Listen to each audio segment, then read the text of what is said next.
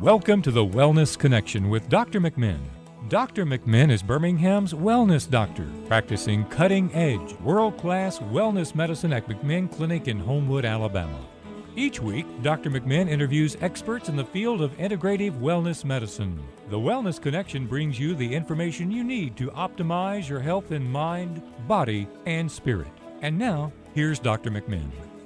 And welcome back to the Wellness Connection with Dr. McMinn and Misty. All right, Misty, I think we were talking about andropause, which is the male menopause. And so what are the questions you have for us? Are there any really serious problems associated with andropause? You know, there are, Misty. For instance, osteoporosis. We think of osteoporosis as a woman's disease, don't we? Disease, We exactly, sure do. yeah. But did you know that about a third of the fractures actually occur in men? And so just as women get the thinning bones with older age, so do guys, especially guys with the low testosterone. So that could be one. We talked about the cognitive decline, and some reputable journals actually looked at the effects of low testosterone on mental function, and it can be a big effect, both in terms of processing and mood, depression, those kind of things. Yeah. There's definitely an association with low testosterone and Alzheimer's disease.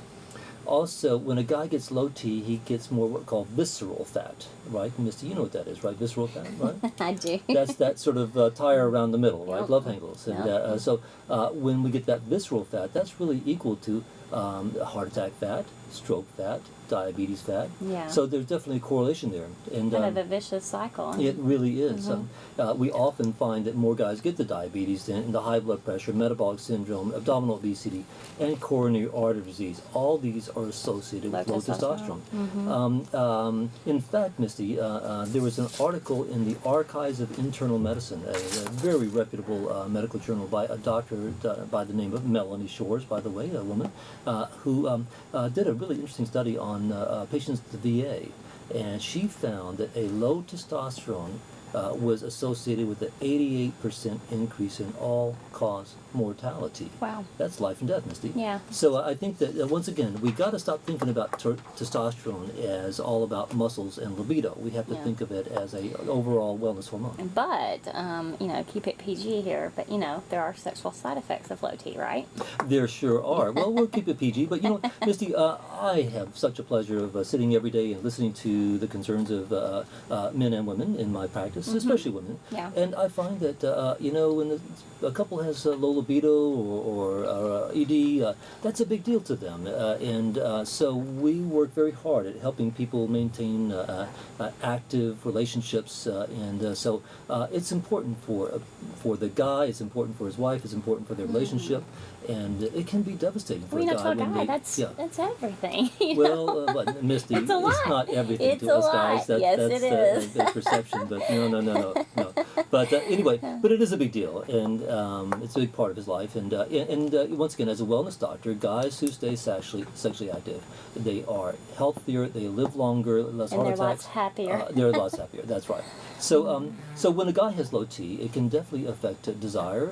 They have fewer fantasies, decreased erectile function, decreased erectile tension, longer recovery time, and decreased intensity of orgasms. And so it's a big deal with guys, and it can definitely improve in most of these areas.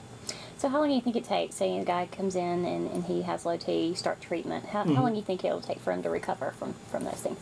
Most guys I've found feel better fairly quickly within the first, say, few weeks, if not 4 to 6 weeks. But sometimes the sexual side effects are the last ones you'll see with testosterone, and it can take up to 6 months to see the positive sexual changes. So you have to be patient, and for men. Yeah, you sure do. That's hard. Yeah, it's really interesting, though, too, Misty, that the testosterone replacement therapy, what we call upregulates the nitric oxide receptors. So what you get is an enhancement of the drugs like Viagra. So if somebody's on Viagra, the Viagra will be more effective if the guy also takes testosterone.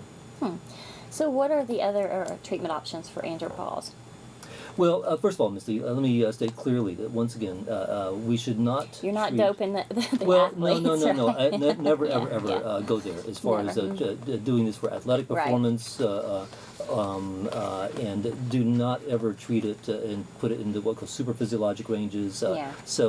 And never treat it unless the guy's low to start Well, with. but there's a right. difference in being optimally and being That's right. healthy, That's and right. then being, for super. Well, what was That's the right. word? That's exactly right. And what we're all about with all of these things we talk about on the show is we talk about optimization. We want people health to and be wellness. as healthy as they can be in mind, body, and spirit. So that comes to all these things we've talked about every week. And so once again, we get them on the therapy. First of all, you got to do the testing, and once Yeah. you do the testing, and if you find out they're low, then there are several different options.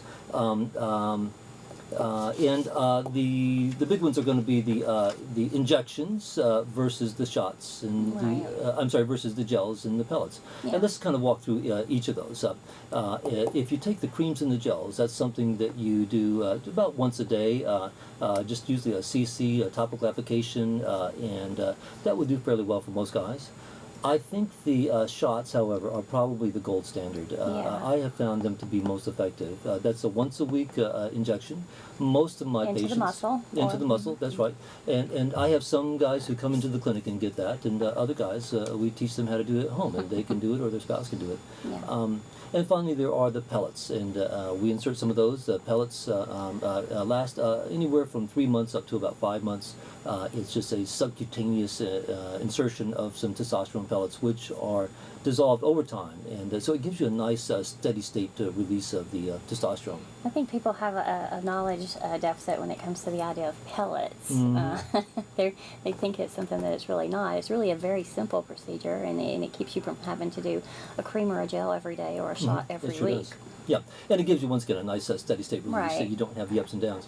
I think in the old days, Misty, we used to give testosterone shots once a month, and what happened was the guys would feel pretty good for the first couple of weeks, Right, and then it would and then the drop off. last couple of weeks they actually went below their baseline, and they were really dragging.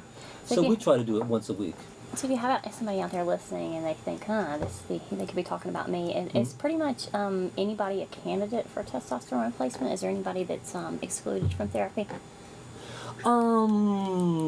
Well, you got to watch out for certain things. I'd say if somebody had a really high hematocrit, those kind of things, Or their blood say was too prostate thick. cancer, would you- Well, absolutely, prostate cancer is another one. Yeah. You got to watch out for that. So the bottom line is you have to do the right testing Right. before you ever get somebody on testosterone. They have to be the right candidate. You have to test their PSA, test their estrogen, their CBC, all those kind And for of those things. non-medical people out there, that's the prostate-specific antigen and Right. the blood count. And they need to have a rectal examination as well. Oh, couldn't miss that. And it should always be done in the context of an overall wellness program. Right. Nutrition, hydration, sleep, exercise, weight management, all those kind of things are all part of the program. So are there any potential risks to testosterone therapy that someone should be aware of? Yes, and I think that that speaks to the fact that the provider needs to be familiar with testosterone, with its side effects, with its benefits, with its risk, and that should be explained to the patient up front. It requires proper monitoring. You want to monitor the estrogen levels because Right. some guys, we all to a certain extent convert testosterone to estrogen, but some guys convert more readily than others. In fact, some guys, before they even start on testosterone, they have A lot the of high estrogen, estrogen, right, yeah. and that's not good for them. So we need to bring that estrogen down. So we have to monitor levels, and other guys also, when on the testosterone, they can thicken up their blood. So Right. we have to watch that. We have to monitor it and Have them donate blood, know drink how lots to of water. know how to manage it exactly. Take an aspirin, maybe. And then of course we have to watch the PSA and check the prostate like we would with any guy. Yeah. And we typically, once we get them going and get them in a sort of equilibrium, and we know their levels are where they should be, we try to see them back at 6 months, or if they've been on it for a long time and we know that they're stable, we'll have them back once a year. So this can even happen to the young guys out there, right? It's not just an older guy phenomenon. Well, it can happen to the young guys, Misty, but I'm really reluctant to get a young guy on testosterone because it can definitely lower the sperm count, and if the Well, young guy yeah. is interested in having babies someday, you got to watch out about that.